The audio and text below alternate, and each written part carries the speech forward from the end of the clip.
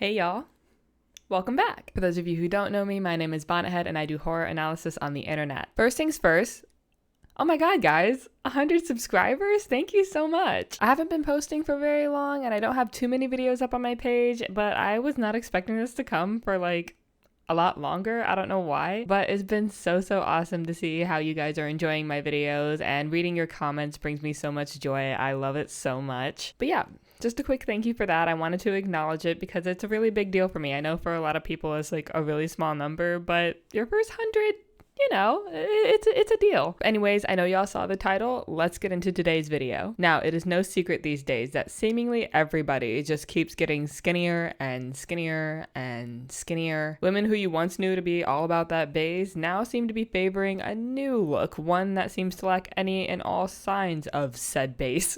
Our most well-known and impressive athletes are for some reason turning to the needle for some extra help. Celebrities that we know and love have become completely unrecognizable just over the course of a few weeks, but this is not just due to the OZEMPIC. Celebrities are shoving needles into themselves and going under the knife for all different kinds of procedures. We've got Botox, we have filler, we have facelift, we have upper and lower blephs, we've got buccal fat removal, we've got BBLs, we've got breast enhancements, we've got rhinoplasty. I can go on and on and on. The list is endless. And whoever society deems to be the most loved and adored and attractive will lead the beauty bandwagon. And then it becomes expected of us to hop on that very same bandwagon if we want to be considered attractive and adored and loved. And how easy is it to hop on that bandwagon when these procedures sound as cute and non-threatening as a mommy makeover or baby Botox or a tummy tuck? Go ahead, everyone's doing it. Now, these procedures are done by and affect everybody, men, women, and everybody in between. But it would be ignorant of me to say that these procedures are not directly targeted at women, primarily at women, because the female beauty standard, let's be honest, is one that is ever changing and just becomes increasingly unattainable. As more and more people, more and more celebrities, more and more of these people that we look up to decide to turn toward medical solutions to achieve the look that they desire. Whether it's being thinner, whether it's adhering to the Western beauty standards, having a thin nose, having hollowed cheeks. I know I myself am somebody that does not particularly fit that beauty standard, but that's okay. I think my cheeks fit my face. But yes, as medical solutions have become more and more commonplace, these beauty standards have become ridiculously high and ridiculously unattainable, not to mention the impact that technology and social media has had on all of this. If you thought social media was bad, I have some interesting and dark news to share with you about AI. But what does all of this stem from, right? Why is there so much obsession to dig needles and knives into our faces to change how we look, to change what we were naturally born with? Now, I and many others have a theory that this phenomena stems from somewhere very specific. It stems from this societal obsession with youth. The obsession with youth and wanting to look younger. Your face isn't allowed to do face things like crease and wrinkle when you smile or when you raise your eyebrows or anything like that, as I have been repeatedly told by the hundreds of Juvederm ads that I get as a young woman every single day. But this obsession with youth is what we are going to be talking about and examining today through an analysis of the 2024 horror film and best feminist film that I have ever seen, The Substance, directed by Coralie Fargeat. I believe that's how you pronounce it. Please correct me if I'm wrong. So, without any further ado, let's get into the movie. We're following our main character, Elizabeth Sparkle, who at one point was one of the most adored women on television when she hosted a 1980s, I believe, aerobics show. She was beautiful. The show was really popular. These kinds of shows were really popular amongst women. Since then, however, she has become less well known in her age, and because of that, less valuable to society. Her show isn't as popular as it once was. She herself is not as well known as she once was. And noticing this, the producer of her show fires her on her birthday. He does this in search of somebody new and more attractive and, most importantly, younger. So the film really follows Elizabeth struggling with these feelings of being depressed and insecure in her age. She's really struggling with this idea of herself aging. So she decides that she's going to start taking the substance so that she can feel young and valuable to society once again. Super interesting, super unique plot premise, lots to say about it. Let's get into it. Now, this film is largely talking about three main things that are all interrelated. We have obsession with youth, misogynistic beauty standards, and rejection of self. And we're going to touch on all of these throughout this analysis. So with that being said, we very, very quickly learn how insecure Elizabeth Sparkle is, how insecure she is specifically because of her age, but we only notice how insecure she is of her age once a man points it out, that man being her producer. Pretty early on in the film, we watch the life of Elizabeth Sparkle's star on the Hollywood Walk of Fame, from its installment until years later when it's been walked on a bunch, it's been weathered, it's cracked, and hardly anybody recognizes the name anymore. So we know that some years have passed since she was at the height of her fame. Cut to Elizabeth wrapping up another episode of her show called Sparkle Your Life, only to overhear her producer very crudely and very meanly talking about her age, talking about how old she is and how that's such a bad thing. God forbid a woman age. And he mentioned something here that is actually very revealing about the entire messaging of this movie. He's talking on the phone about this to somebody, and he's basically just like, did you know that a woman's fertility starts decreasing by the time that they're 25? This is a very common misnomer that men have about women. It's not true. But this talking point that a lot of men do seem to throw around very carelessly indicates that a woman beyond the age of 25 is seemingly no longer valuable to society because she begins losing her fertility, which is really interesting because it ties the viability of a woman's womb to her inherent value, which is extremely problematic on so many fronts, but it is largely how women are treated in society. And we definitely get this hint to this idea of female anatomy and the value of it in the opening shot of the movie, where we see the substance being used on an egg, which is obviously part of the female anatomy of most species, and the egg yolk then splits into two, which gives us an idea of what happens later in the film. But after talking all this shit about Elizabeth Sparkle, the woman that is making the money for the show, by the way, or at least has been for the last however many years that she's been doing it, her producer promptly fires her on her birthday. The rest of the day just kind of dominoes into worse and worse and worse. Elizabeth gets into a car accident on her way home after watching her face be ripped down from a billboard. She goes to a bar alone to try and celebrate. She tries to dress up and feel pretty, but she just can't help but notice that she's just not noticed. And this just goes to show how when a woman ages, as we age, those birthdays become more and more of a negative experience. Because with each passing birthday, you are seen as older and older, and then you are seen as less and less attractive, and then you are seen as less and less valuable to society, all because you're doing a natural thing that human beings do. You age. But that carries so much more weight as a woman, as we see when the doctor wishes her a happy birthday and she just starts breaking down and crying. But in any case, Elizabeth's entire day, her entire birthday, her entire life, her entire career has been dictated by old white men that dictate what is and is not attractive, and therefore what is and is not successful. And I can't say this without pointing out the irony here. Women are expected to upkeep their appearance for their entire life. They're supposed to look 18 for their entire life, but that same standard is never extended to men for whatever reason. Men can look as old and distinguished as they want, but the second a woman gets a gray hair, oh God forbid, she's then criticized and cast aside. This very same thing happens here with Elizabeth. Now, the only bright spot that we see in this entire day is a man named Fred. He's also like the only decent man in the entire movie. Fred and Elizabeth went to high school together, and it's very clear that Fred has always been very fond of Elizabeth. It's so sweet. And he says to her face that he still views her as being the most beautiful girl in the world. Again, he's very sweet. He's asking her out. He wants to get to know her more. He wants to go on a date with her and treat her nicely. But Elizabeth doesn't seem too interested in the whole thing because he's not conventionally attractive. He's very nerdy looking. He's super dorky. But she takes his number anyways, which comes up later. Now, also on her birthday, when she's at the doctor's office after her car crash, a male nurse at the doctor's office actually notices how sad and upset Elizabeth seems to be about the fact that it's her birthday, and introduces her to the substance by slipping a little flash drive into her bag that's basically an infomercial about the product, with a little note that says that it changed his life. So when she decides to plug in this flash drive, we learn what the substance is. The substance is an injectable drug that basically causes you to clone yourself. However, the drug only reads the best parts of your DNA, which causes the clone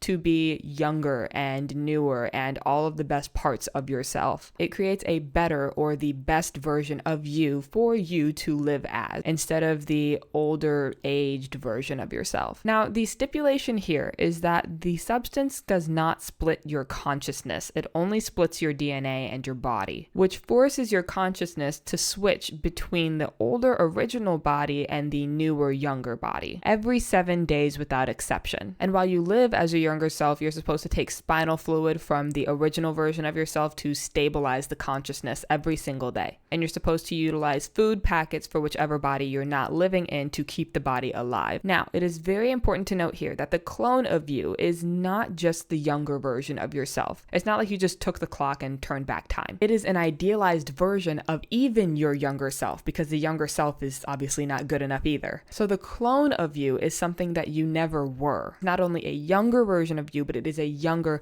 better version of you. Essentially meaning that it is not enough to just be younger, because you would still have flaws, obviously. It's also worth noting that the substance has a very limited access to it. Nobody really knows about this stuff except for its users and the provider. It's kept very, very hush-hush, very much having a sort of exclusivity to it. Now, Elizabeth initially rejects this drug. She throws a flash drive away, but like I said, after a very drunken night of being reminded of her age and reminded of how invaluable she is seen to society, she ends up succumbing to all of these insecurities that she's feeling, and she ends up taking the substance. She injects herself with the activator, and we get this really gruesome body horror scene where she's basically giving birth to this clone out of her back. It looks like an extremely painful and gruesome process. This movie is very much centered around body horror, which I think is extremely appropriate for the subject matter. And at this point, and from here on out, all transitions from one body into the other body will take place in the bathroom. And I only mention that because I think it's really important to the movie, because the bathroom is a very intimate space for everybody. It's where you get ready, it's where you analyze your appearance before going out, it's the place with the mirror, it's the place with the makeup, it's the place with the hair stuff. The bathroom is very much an appearance focused space. But anyways, yeah, she takes the substance, she clones herself, and she is now Margaret Qualley, which, by the way, I haven't mentioned this yet, but the original body is played by Demi Moore. And this new youthful improved body that is played by Margaret Qualley, she decides to name Sue. So while she's living as Sue, she's enjoying this new body that she has. She finds out that her show that was originally canceled is getting a reboot, and they want a new younger actress to host it. So even after being berated, and even after all the things that she heard this producer saying about her, even after being fired because of her age, she still goes and auditions to be the next host of this new show, to be in the same spot in her career that she was before, when she was at the height of her Elizabeth Sparkle era. She wants to relive those times. She wants to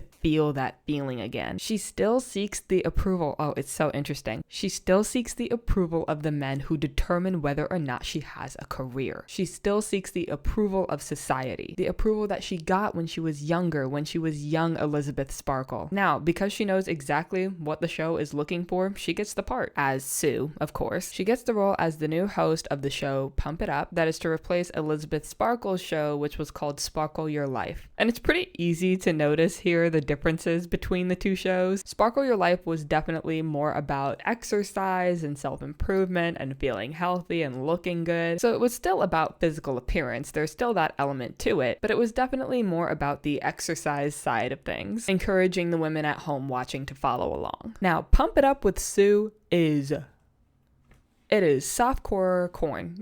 It is purely sexual and only focuses on Sue's sex appeal. There's no ifs, ands, or buts about it. There's no encouraging your audience to follow along. There's no, here's what we're going to sculpt next. Here's what we're working on today. It is all just booty shots all day. But in spite of this, and actually probably because of this, the show is a huge success. And we see that Elizabeth is treated drastically better by people, specifically by men, when she's living as Sue than when she's living as Elizabeth, which obviously indicates that men or society at large treat women a lot better when they view them as sexually attractive, a level of sex appeal that they don't necessarily possess in their older years. And the irony here is that at the end of each show, the tagline is said by both Sue and Elizabeth. The tagline is "Take care of yourself," which is super ironic, really interesting, and we'll get back to it in a little bit. Now, the big conflict here is that Sue Sue very quickly begins to start breaking the rules. Elizabeth stays living as Sue for longer than the allotted 7 days. And we learn that the consequence of doing this is actually that living longer in the body that you're supposed to eats away at the life of the other. The mysterious man on the phone who is providing the substance to Elizabeth says what is used on one side is taken from the other. There is no going back. So as Sue is living longer and longer in this body than the 7 days that she's supposed to, Elizabeth's body, or the original body, begins to start rotting and rapidly aging, and it just is, it's so nasty and it's so haunting. Now this begins as just a couple of hours, and Elizabeth wakes up in her original body to find that her finger and part of her hand has just started rotting and rapidly aging, and she is obviously devastated by this. It's not just that the finger and the hand looks old, it looks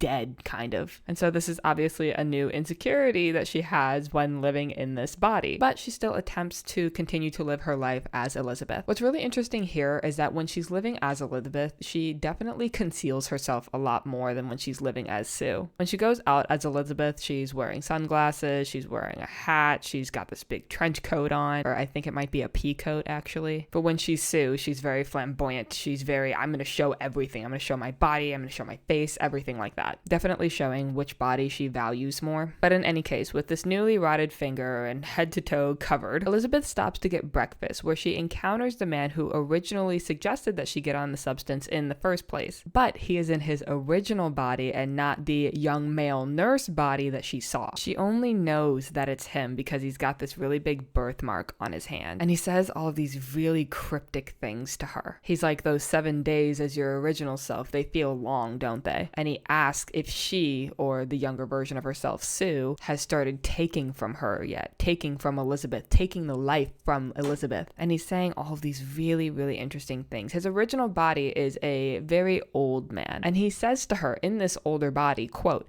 "It gets harder each time to remember that you still deserve to exist. You, being the original you, the original body, who you truly are, still deserves to exist, still has value to the world. It becomes more and more difficult as you become more entrenched in this life of the younger version of you, because you realize as you're jumping back and forth between bodies how much better you are treated as the younger, more attractive version of yourself, how much better it feels, how much more confident you are. So that interior validation that you have the right to exist just crumbles as that exterior validation does too. Again, it is just so haunting. Now, Elizabeth is obviously very freaked out and made uncomfortable by this interaction. And so she tries to prove this old man wrong by trying to enjoy her life as Elizabeth, try to reclaim that confidence and that interior validation. And so she actually hits up Fred, the guy from earlier that we talked about, and she asks him out on a date. They're supposed to go out to dinner. It's supposed to be a really nice and fun night, but she just can't seem to get past her insecurities. As she's getting ready, as she's looking in the mirror, she's reminded of how much better she feels as her younger self. So she tries to fix her makeup and fix her clothing. She wants to cover herself up. She's feeling insecure. And as she's spending more and more time getting ready and is becoming more and more insecure and gets in her head, the time of the day approaches and she just decides that she can't do it. She stands Fred up, and it is one of the most heartbreaking parts of the movie. I'll never stop saying it. Justice for my man, Fred. He was so sweet, so nice, and she had an out right there with Fred. But because she couldn't just accept how she looks, and she looked beautiful, and I'm sure Fred would have thought so too, but she just couldn't get past those insecurities, and she couldn't stop thinking about how much better she felt as Sue, like I said. Now, Elizabeth continues to overstay her life as Sue for longer and longer and longer. And she very quickly seems to forget the main rule with the substance, and it is to not forget that you are one. She forgets that she and Sue are one consciousness. They are not two different people. So she gets mad at Sue for overstaying in her body, but that is her. That is her consciousness that is deciding to do that. She controls both bodies at the end of the day. And so Elizabeth, in Elizabeth's body, begins to resent Sue. And at one point when she's in Sue's body, she decides that she does not want to return to Elizabeth's body anymore. Sue seems to resent Elizabeth now and her life as Elizabeth. So at this point, Elizabeth as Sue drains 3 months of stabilizer fluid from the original body. And in her youthful confidence views the original Elizabeth as sort of being an old loser. She doesn't want to be an old loser. Like I said, she's got that youthful confidence. So she far outstays her welcome until she realizes that there is no more spinal fluid left in the old body. She used it all up. It needs to replenish. And in order to do that, she has to switch. But she's freaking out. She can't switch because the next night, what is she supposed to do? She is supposed to host the New Year's Eve show. She doesn't want to switch, but eventually she is forced to because she is out of stabilizer fluid. Now, when we wake up in Elizabeth's body, it is rough. Her entire body has now pretty much fully rotted. She looks like a witch. And in this old body, she is reminded of how beautiful she actually was at the start. Before she started this whole process, Elizabeth Sparkle was a very beautiful aging woman. And we see how she has lost all of that beauty in this greed for more. Nothing is ever enough. And it is here that we really hit home the main message of the film, where we see that Sue and this obsession with Sue draining the life out of Elizabeth and Elizabeth's body is meant to represent how this obsession with youth, this idealized version of yourself, leads you to not appreciate the beauty that you possess in that moment, the beauty that you still have as you do grow older and older. Instead of focusing on the beauty that you do still have in the moment, not only idealizes this younger version of yourself, who, by the way, was not perfect, but it also forces you to lose out on the potential happy years that you could live as who you are at the age that you are. It makes you lose out on those years that you could be spending as a confident and happy individual. You spend so much time focusing on how beautiful you once were, how valued you once were, how good you once felt, instead of putting that energy towards feeling good about how you look right now. In the beginning of the movie, Elizabeth does not feel as though she is beautiful. She feels aged. She feels ugly because she is constantly comparing herself to an idealized version of her younger self that she never was. And once she is old and haggard and practically dead, again, her body now doesn't just look like an old person. It looks like an actual witch, a terrifying looking thing. It is only then, when she looks like that, that she realizes how beautiful she was before she even started all of this, and how she could have enjoyed her life looking like that instead of focusing so much on what she used to look like. She could have gone on the date with Fred. She could have been happy with herself, but she wasn't. She was greedy. She wanted more. And ultimately, all in search of the approval of random men who themselves don't even put that much effort into their appearance. These moments when Elizabeth switches back into her older body are so haunting when you first watch them, especially if you're a woman, because I feel like most women can relate to those fears and those feelings, the constant pressures to look youthful, and realizing what a huge mistake that is. Realizing how much of your life just goes completely wasted focusing on those things. And so when Elizabeth realizes this, she tries to terminate the whole process. Obviously too late, but she does. She tries. And she wants to kill Sue's body so that she can no longer do this. But ultimately, she can't bring herself to do it because, again, she is too wrapped up in how good she feels as Sue. Even if she is so angry at herself for constantly succumbing to the desires that she has as Sue. She even says it. She says to the body, "I need you. I just hate myself." And that is the most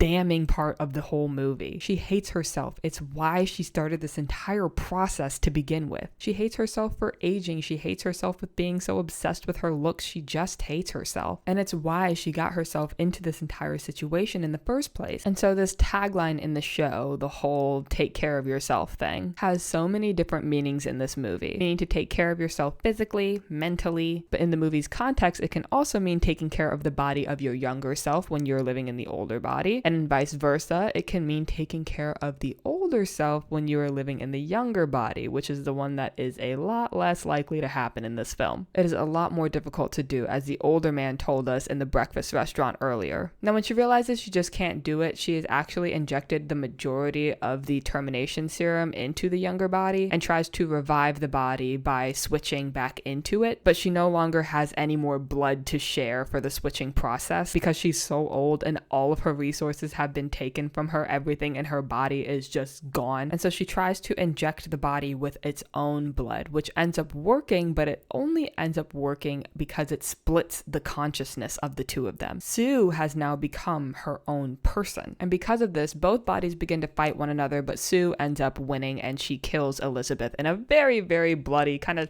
Stanley Kubrick, sort of Sam Raimi kind of way. It's really cool. And this all happens on the night before Sue is supposed to host the New Year's Eve show, which she was chosen to do because she's so youthful, she's so beautiful, her show is so successful, right? And the pressure is on. I mean, even the night while she's getting ready to start hosting the show, the producer of Pump It Up with Sue actually introduces her to all of the show's shareholders who just happen to be old white men. Are we surprised? Not really. But anyways, Sue starts running into a problem. She no longer has the original body to reap from, and so her body begins to disintegrate. Everything is going wrong, and obviously she can't host the New Year's Eve show looking like that, because the point is that she's pretty, right? And so what she does is she tries the initial single-use activator on herself again, because she wants a newer, better version of herself that is already supposed to be the newer, younger version of the older body. So it's obviously very incestuous and it does not work. Oh my God. This new body is just a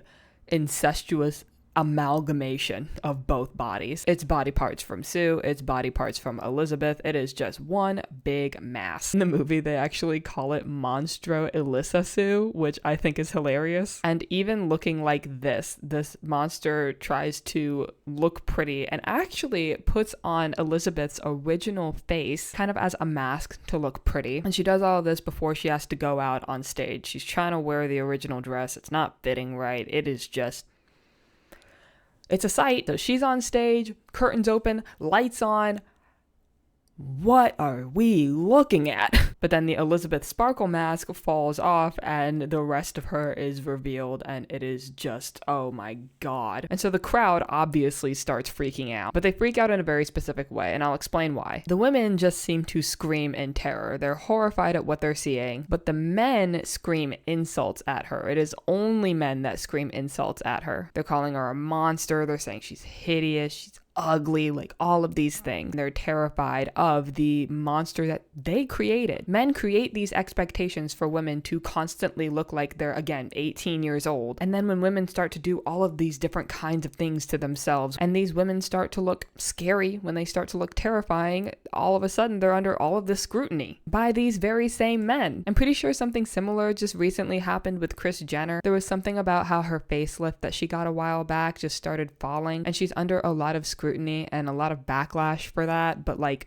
that's basically the same thing that's happening here. The expectation is to look like you are 18 forever, and that is just not a realistic expectation. And so the body cannot do that no matter how much surgery you get. And so when you end up doing all of this stuff to yourself to look like you're 18 forever, you just kind of look like you're that age, but with a bunch of work done. And so yeah, it might end up looking a little bit freaky. But in any case, one of the men actually tries to kill her, but because she's a monster, it doesn't work, and she just ends up spraying blood everywhere. I almost feel like it's a Carrie reference, actually. It's this moment where there's just fake blood being sprayed everywhere on everybody. Everyone's just completely drenched. She's drenched. All while all of the misogynistic and hurtful things that men have said to her that had gotten her to this point play over it. So Monstro Elissa ends up running away in shame. And as she's running away, she stumbles across the Hollywood Walk of Fame, and she trips and she falls, and her body burst into just a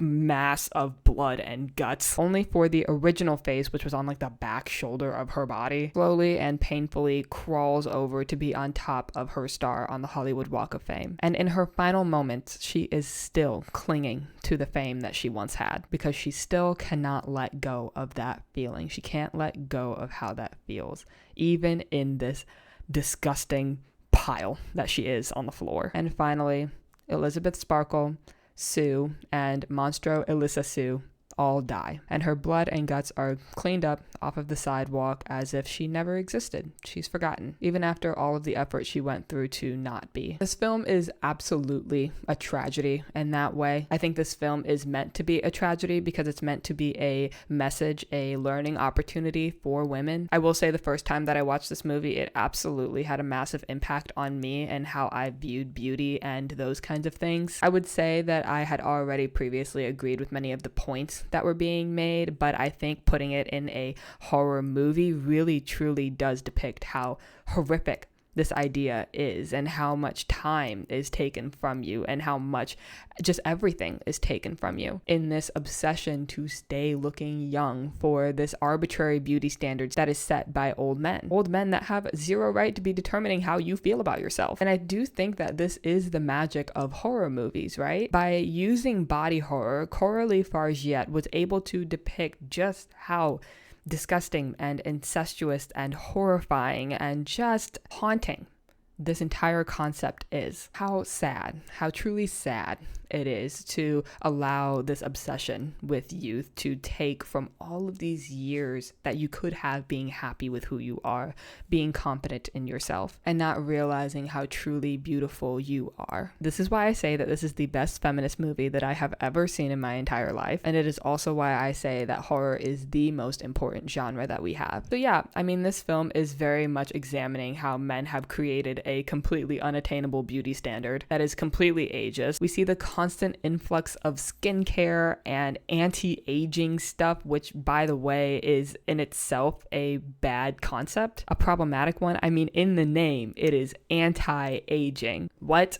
How this concept has become so normalized, this idea of anti-aging, is beyond me. Now, we also see how men fall into this very same standard as well. We see it all the time with men trying to cling on to their hair, men taking steroids so that they can look bigger and more buff, men taking GLP-1 so that they don't have as much fat on them. I believe that's partially why the person who introduced Elizabeth Sparkle to the substance in the first place was a man, so as to not leave out the impact that these beauty standards do have on men. And again, I do think that body horror was the perfect genre for this. I mentioned Kris Jenner's face falling. I'm going to mention how Botox are neurotoxins that cause your face muscles to atrophy. I'm going to mention going under the knife so that you can get a fatter butt. These things are all so normalized, but they're way more intense than we make them out to be. They're way more bloody and gory. Changing how you look via surgery and via drugs is not a light-hearted concept. It is a gruesome one. And this obsession is youth is what causes it. It's what pushes it. And I couldn't finish this video without mentioning the main actress of this film, Demi Moore. She had an incredible performance in the film. I mean, I don't think anybody can deny that. But I also think she was a very interesting person to put in this role because I think that she has lived a very similar life